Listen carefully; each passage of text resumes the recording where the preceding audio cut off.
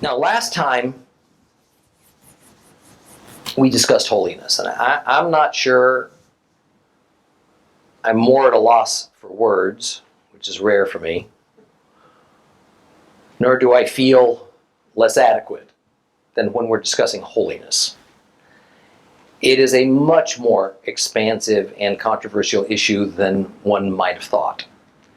What makes it controversial is not that the Bible doesn't give us sufficient detailed and consistent information that well defines the essence and the operation of holiness, but rather humans have chosen to ignore and disregard entire sections of the Bible and take only from the remainder our definitions for most things, holiness being one of them. So the concept of holiness has been greatly watered down and has been made passive, if not entirely subjective. Now, how did it strike you in some of our last lessons in Numbers to learn that Numbers, Exodus and Leviticus as well, explain that holiness and uncleanness can be transferred from a person to an object, from an object to another object, from a person to a person by physical contact? Or that holiness is dangerous? Or that only some people are authorized to have it, and those who are not authorized are subject to grave consequences if they go ahead and contract holiness anyway? See, this is a hard teaching, but I want to remind you, we're reading the Bible, not a commentary. It's there. It's in full living color, blunt and unequivocal. It's really a matter of whether or not we want to accept what it says. But be forewarned, we've not yet learned all the Bible has to say about holiness. Nor does holiness stand alone as an attribute of God. Other factors, like his omniscience, his justice, his love, his mercy, his salvation, his severity and wrath, to name just a few, they all play roles in his character. They all work together. God never acts one-dimensionally. That is, only in justice, or only in mercy, or only in wrath. But there is no way to understand each of these aspects of the Lord without untangling them, isolating, examining them as best we can. And while holiness is simply asserted as a fact in the New Testament, where we're going to find holiness explained, holiness defined, is in the Old Testament, primarily the Torah. Now, because of the era the church has been immersed in for almost 2,000 years, an era that I think is drawing to a close, the mission of the church has generally been to grow through evangelizing. And the job has been done overall quite well. Unfortunately, what seems to have suffered along the way is the maturation process of the individual believer. This is what Paul calls the perfecting of the saints. Those who wish to move forward into a deeper faith, greater knowledge of the Lord, haven't had a lot of encouragement or support. It's a little like a community with a burgeoning population that has focused on building excellent, new, state-of-the-art elementary schools for the children. But as the children have matriculated through each grade, so many resources were spent on the elementary level that the community neglected to build a high school. So at some point, there was no choice but to repeat the same educational material over and over and over. Perhaps in a slightly different form, maybe a little bit different style, but then it's declared that it's actually deeper enlightenment, even though it's always the same thing. The 15-year-old effectively sits in the same classroom with the 10-year-old, hearing the elementary school level curriculum yet again. And the elementary material's not wrong. It's not defective. but neither does it challenge. It doesn't advance the child to the next natural level of maturity that's needed.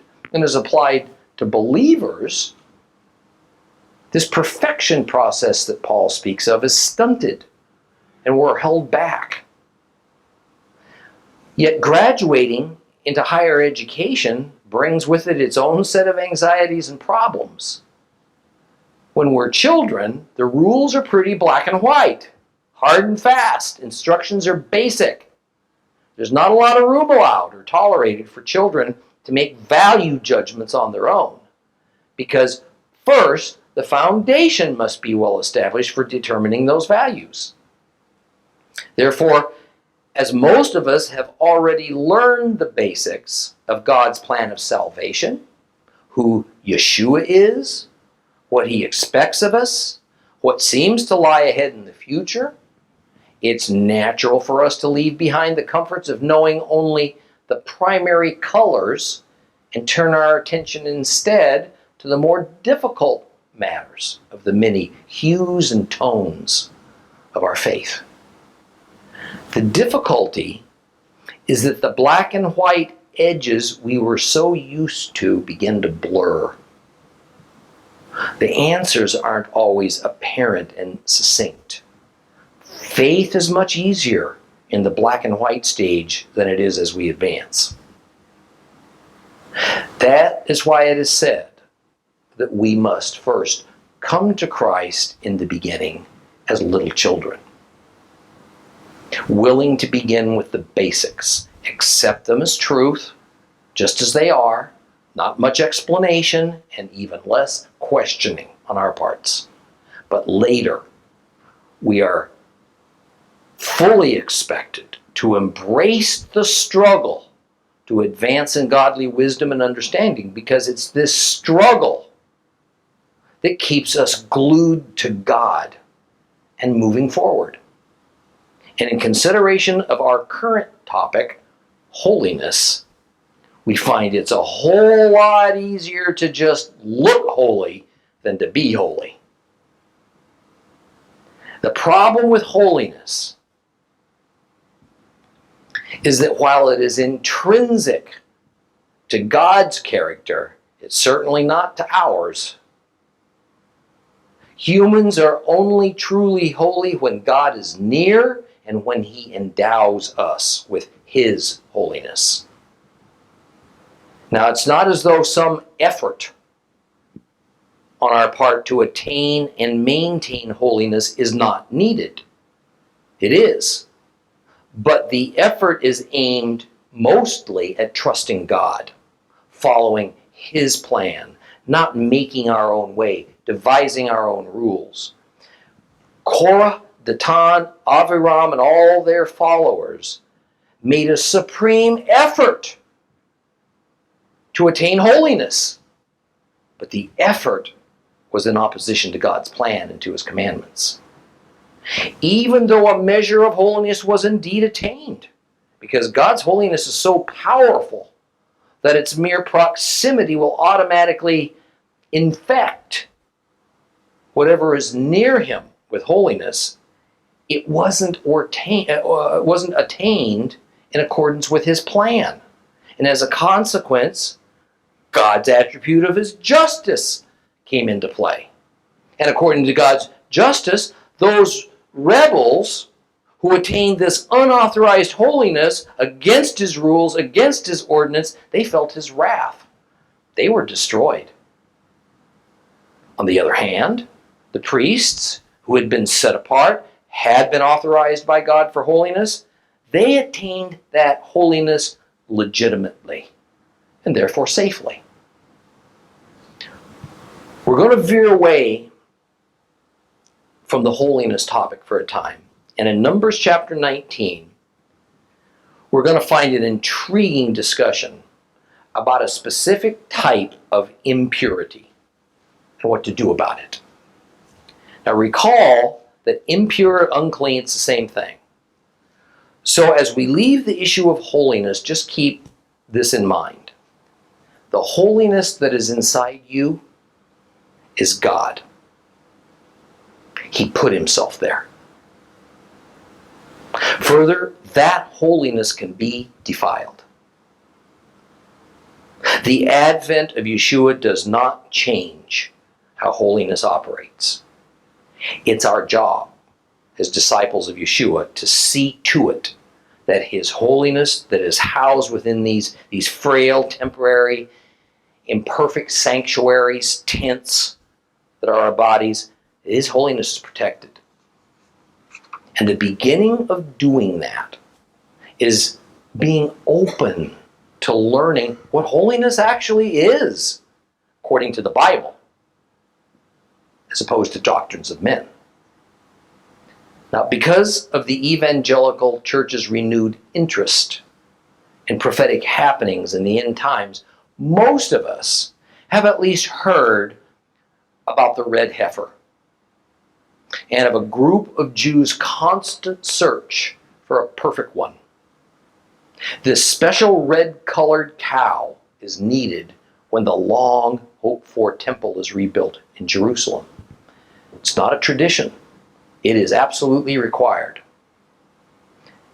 Here in Numbers is where the purpose and the details of that red heifer ritual are pronounced. Now, although we have to go through several verses of the ritual procedure before we get to its purpose, it turns out that it's all about decontaminating a person who has become unclean because they touched a human corpse. So, let's open our Bibles to Numbers chapter 19. We're going to read the whole chapter. Numbers 19, if you have a complete Jewish Bible, it's page 171.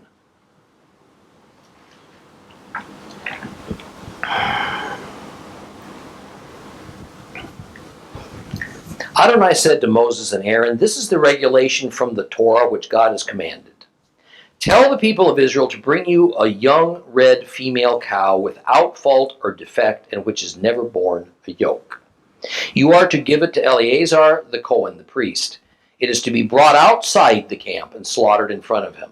Eleazar the priest is to take some of its blood with his finger and sprinkle this blood towards the front of the tent of meeting 7 times.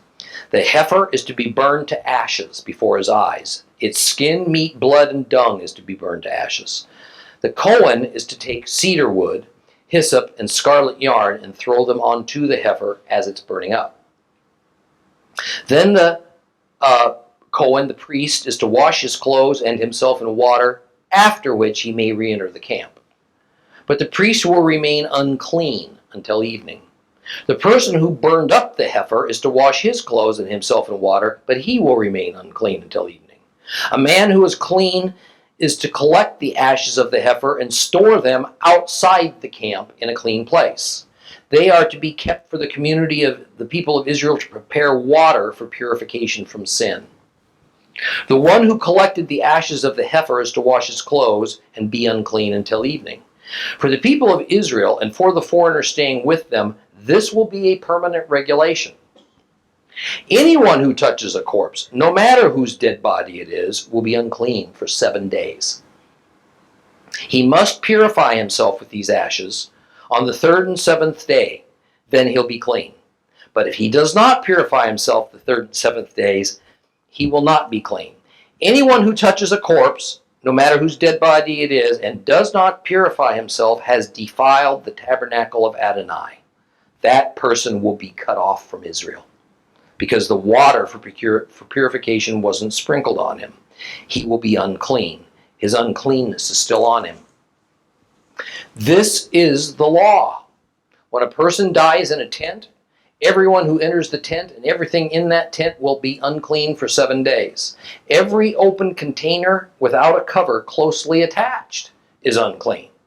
And whoever is in an open field and touches a corpse, whether of someone killed by a weapon or of someone who died naturally, or the bone of a person, or a grave, will be unclean for 7 days. For the unclean person, they are to take some of the ashes of the animal burned up as a purification from sin and add them to fresh water in a container. A clean person is to take a bunch of hyssop leaves, dip it in the water, sprinkle it on the tent, all the containers, on the people who were there, and on the person who touched the bone, or the person killed, or the one who died naturally, or the grave. The clean person will sprinkle the unclean person on the 3rd and 7th day. And on the 7th day he will purify him. Then he'll wash his clothes and himself in water, and he will be clean at evening. The person who remains unclean and does not purify himself will be cut off from the community, because he's defiled the sanctuary of Adonai. The water for purification has not been sprinkled on him. He's unclean. This is to be a permanent regulation for them. The person who sprinkles the water for purification is to wash his clothes. Whoever touches the water for purification will be unclean until evening. Anything the unclean person touches will be unclean. Anyone who touches him will be unclean until that evening.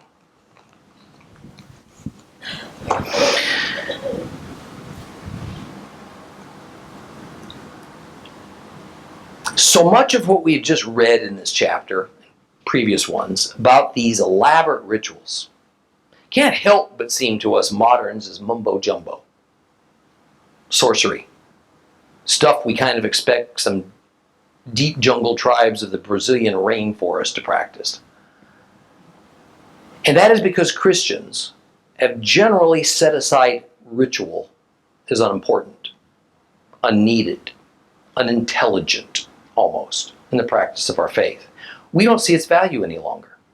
In fact, unless perhaps we are Catholic or one of the Eastern Orthodox churches, we don't really like it. We aren't comfortable with talking about ritual. But contained within biblical ritual is the visible picture of what's going on in an invisible spiritual realm. Believe me, long before the church was around, rabbis struggled with the words to explain just why ritual was performed. What actually occurred during these sacred procedures, just like we do today. Did the blood and the body parts of sacrificed animals actually take on supernatural qualities? Did sacred procedures done in exactly the right way in order to create a magic-like effect upon the people of Israel? Does bathing in water and saying all the right words at the right time somehow react with our flesh and our souls so as to remove whatever it is that's contaminated us and offended God in the process? So as important as this chapter of Numbers and its details is, so is the need for us to take another step in understanding the biblical principles surrounding ritual purity, or rather ritual impurity. Now I want to begin by quoting a brief story from the Talmud about a famous rabbi who was asked to explain the very issue I just framed for you. Here goes. A heathen questioned Rabbi Yochanan ben Zakkai, saying, "The things you Jews do appear to be a kind of sorcery. A cow is brought, it's burned, it's pounded into ash, its ash is gathered up, and then, when one of you gets defiled by contact with a corpse, 2 or 3 drops of the ash mixed with water are sprinkled on him, and he's told, 'You're cleansed.'" And Rabbi Yochanan asked the heathen, "Has the spirit of madness ever possessed you?" And he replied, "No." And the rabbi said, "Have you ever seen a man whom the spirit of madness possessed?" And the heathen said, "Yes." And the rabbi said, "And what do you do for such a man?" And the heathen replied, "Well, roots are brought, and the smoke of their burning is made to rise up about him, and the water sprinkled upon him until the spirit of madness flees him." And Rabbi Yochanan said, "Do not your ears hear what your mouth is saying? It is the same with a man who is defiled by contact with a corpse. He too is possessed by a spirit, the spirit of uncleanness. And Scripture says, 'I will make false prophets as well as the unclean spirit vanish from the land.'" Now when the heathen left, Rabban Johannan's disciple said, "Our master, you put off that heathen with a mere reed of an answer, but what answer will you give us?"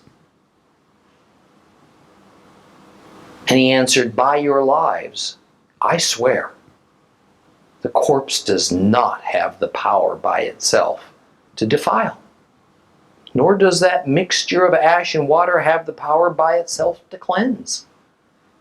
The truth is that the purifying power of the red cow is the decree from the Holy One. The Holy One said, I've set it down as a statute. I have issued it as a decree. You're not permitted to transgress my decree. This is the ritual law." The rabbi is saying, I'm not entirely sure how this whole thing works. But I do know that that red cow has no magical power in itself. I do know that a corpse can't inherently defile anybody. In the end, we do this red heifer purification procedure because God said to do it. And if we do it, He'll count us as purified, and it's just not permitted to do otherwise. It's an issue of obedience, not of magic. So the good rabbi is denying that any kind of sorcery is involved, and he readily admits that it all sure looks like a bunch of mumbo-jumbo pagan exorcism. But it's not.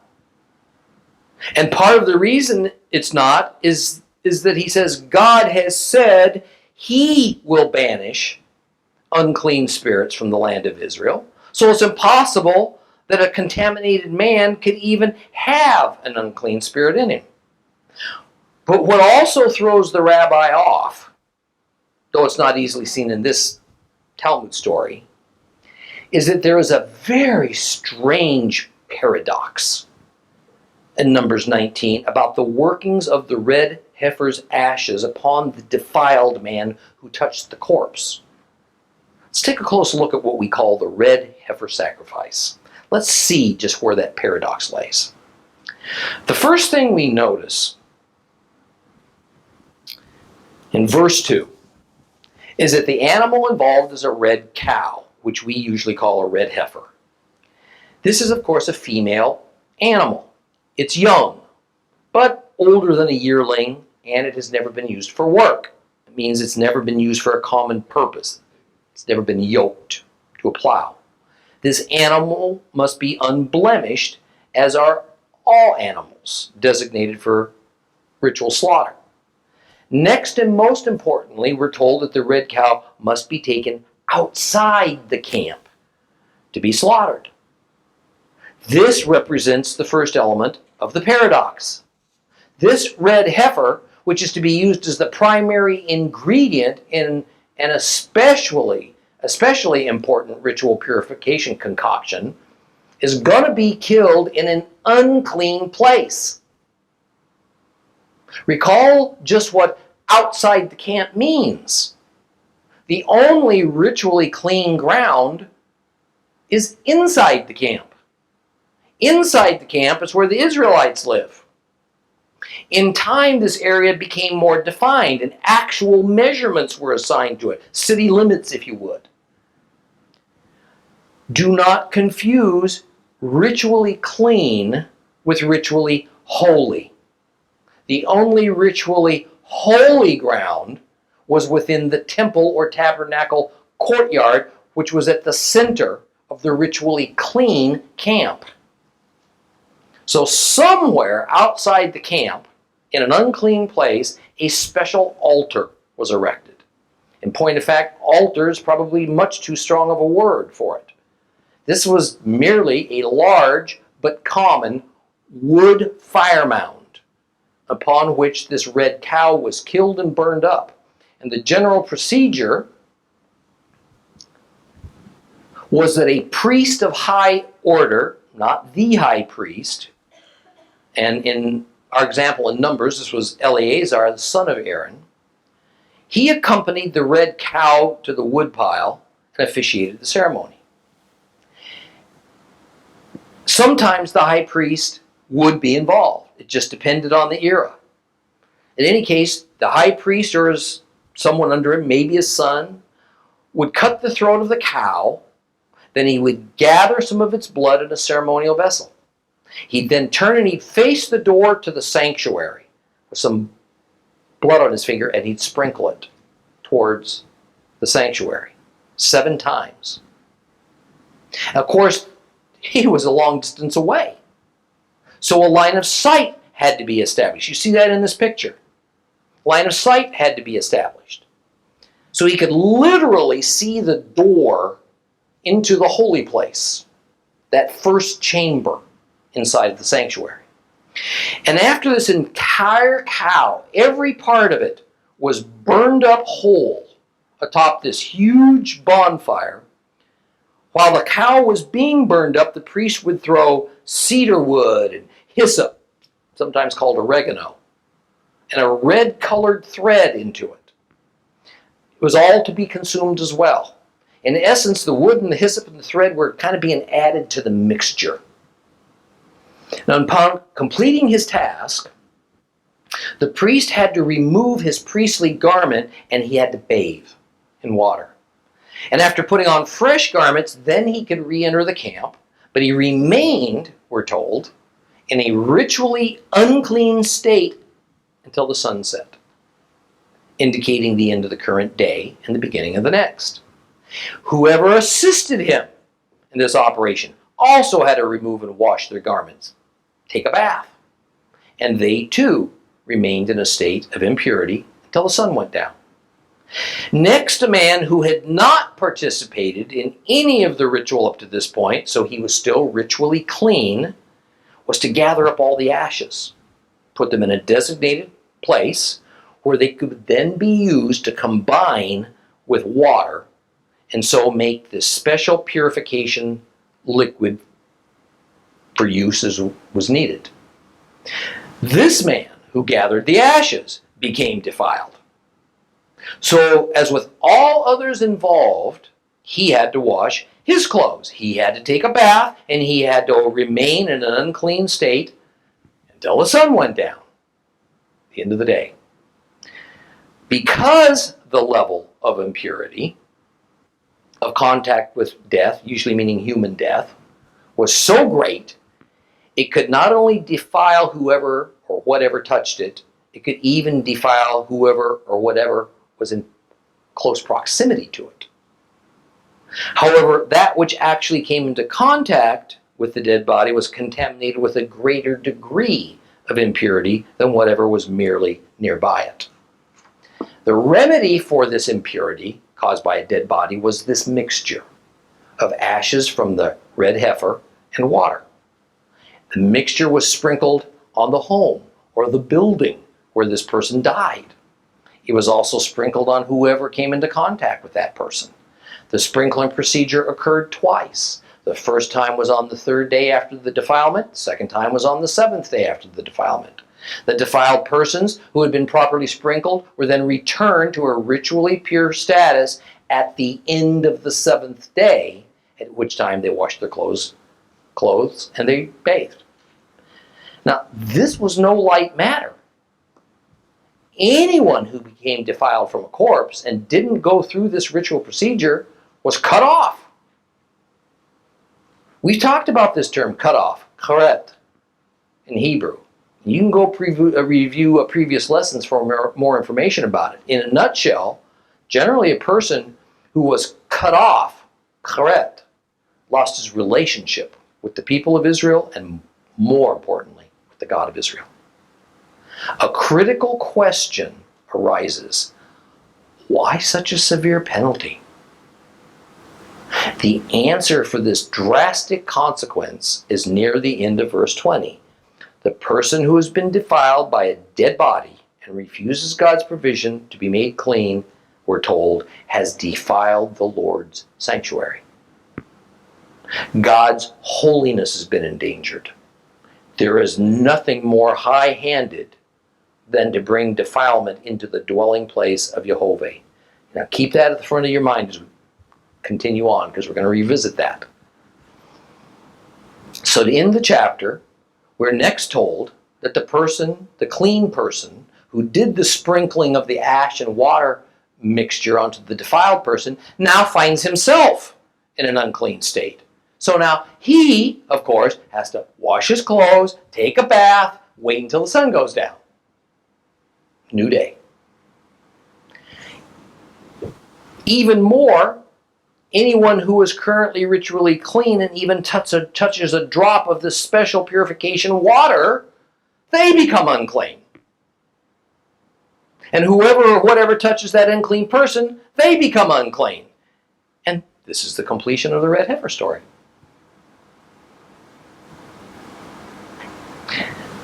Let me begin the examination of this, I think, startling, kind of perplexing chapter at its end. Notice that just as in the previous chapter concerning holiness, that holiness could be inadvertently transmitted from one thing made holy to another thing. It's the same thing with impurity. Impurity can be inadvertently transmitted from one thing made unclean to another, whether it is objects or whether it's people. Now I remind you what I said at the outset today. You can be uncomfortable with this. You can even not like it very much. But here it is in black and white. We just read it. This isn't an interpretation. This isn't taken from Hebrew traditions. This is not human commentary. This is the Bible. Therefore, we're obligated to deal with it as it is, not try to wish it away. So here we go. The dictionary says that a paradox is a situation or a statement that seems contradictory, not believable, or just absurd. And yet, it's very likely true. It's factual. And the paradox of the red heifer sacrifice is this. Everybody that has anything to do with its preparation, death, burning up, gathering of its ashes, they all become unclean. I mean, did you catch that? People who are exactly following God's commandment in the law, the ritual law of purification, they begin in a clean state but wind up becoming ritually impure for doing it. On the surface, that makes no sense at all. Can it be that we have Jehovah God ordering some holy and or clean people to intentionally become ritually defiled? The unclean person, unclean from touching a corpse, yet is made clean from these same ashes of the red heifer. But the clean persons who perform the ritual and apply the ashes, they're made unclean. The old switcheroo. And as the rabbis say about this procedure, the same ashes that purify the defiled defile the pure. How's this possible? I mean, this is so completely opposite from all the other sacrifices and their effects.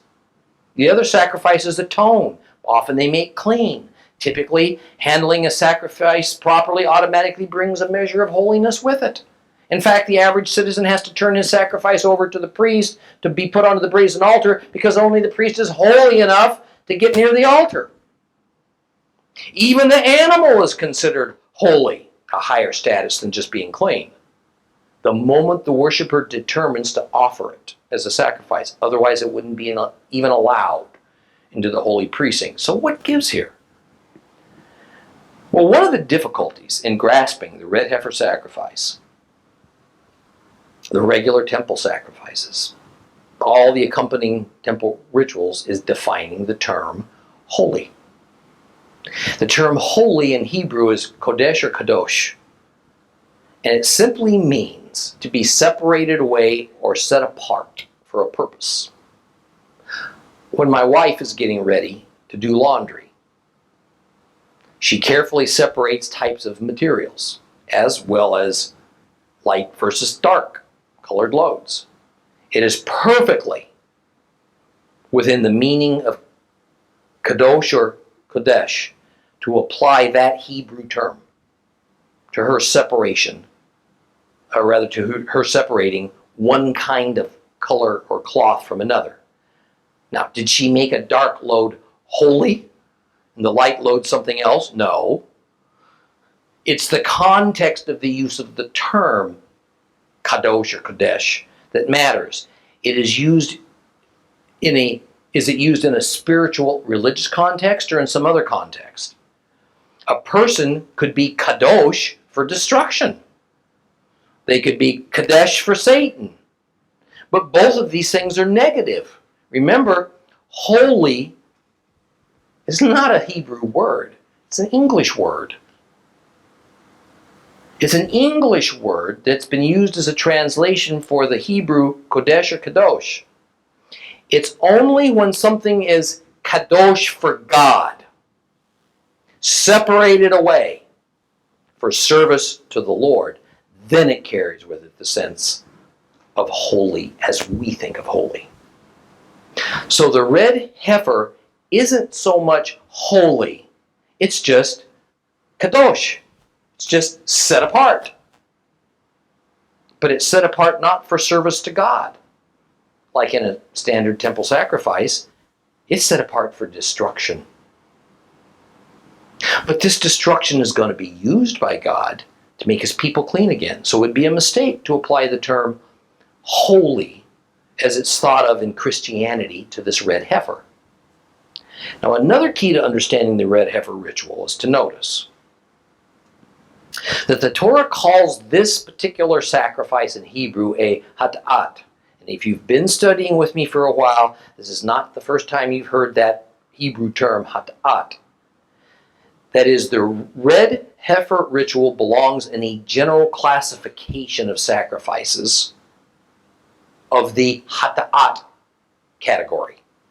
And recall that early in our Leviticus study, we spent a lot of time with the various classifications of sacrifices, and each had their own God-ordained purpose.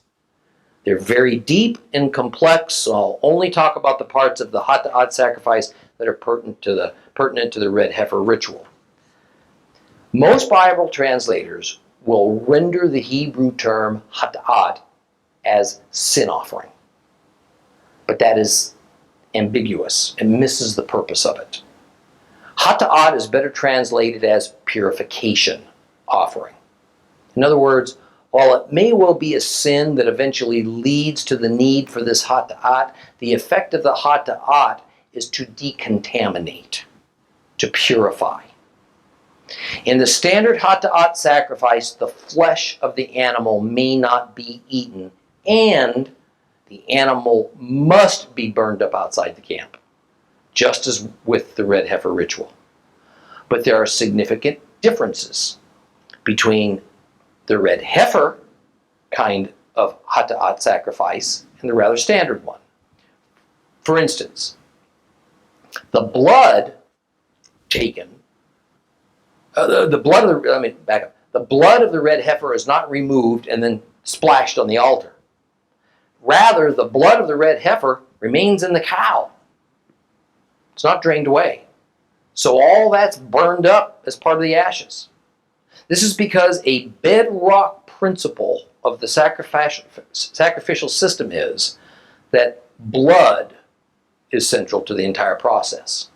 The hata'at, the regular Levitical purification offering, is a most unique sacrifice because one of its effects is to make its handlers and its officials impure.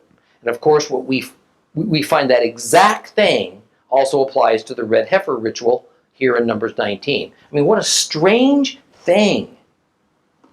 What could possibly be the reason that God would design a sacrifice that generates impurity? Well, here's the reason for it. The sacrificial animal, in our case, it's the red heifer, purifies by means of effectively absorbing the defiled person or object's impurities.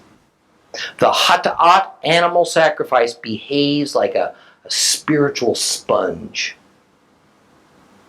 And since the hata'at sacrificial animal serves its purpose by soaking up the certain types of contamination it was meant to absorb, it now becomes contaminated with an enormous amount of impurity, so it has to be destroyed. It is so dangerously impure, it has to be destroyed away from anything holy. It even has to be away from anything clean. The camp of Israel is clean. So it can't be offered up on the holy altar. It has to be destroyed far away from anything holy on a common fire outside the camp.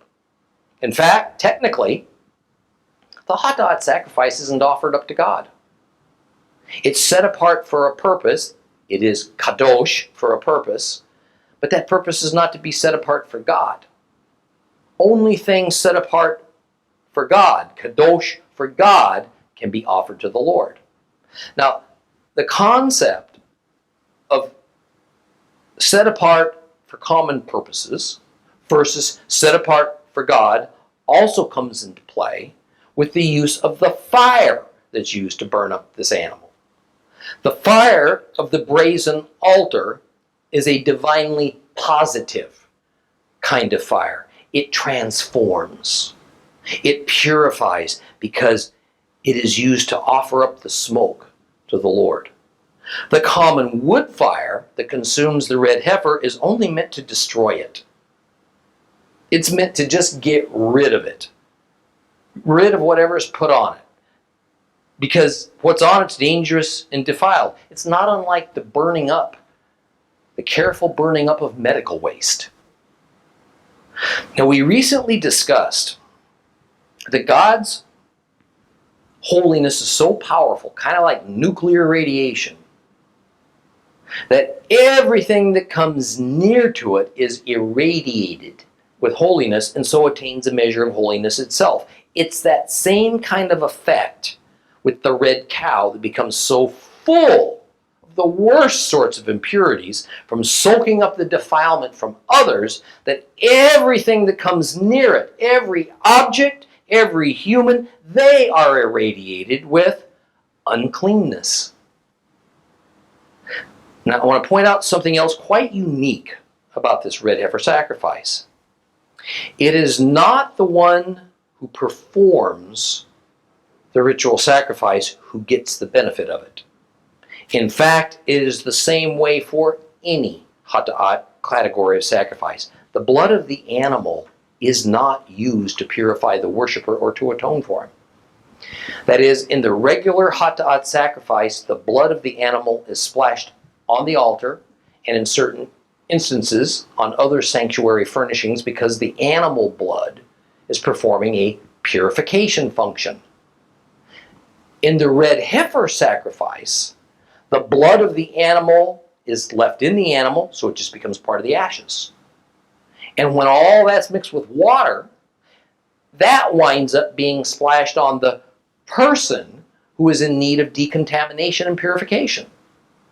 In other words, the foundational purpose of the standard hata'at sacrifice is to use the blood of the animal for the purpose of purifying the sanctuary, tabernacle or temple, and all of its sacred objects. It's not used to purify the one who brings the offering, and it's not offered up to God.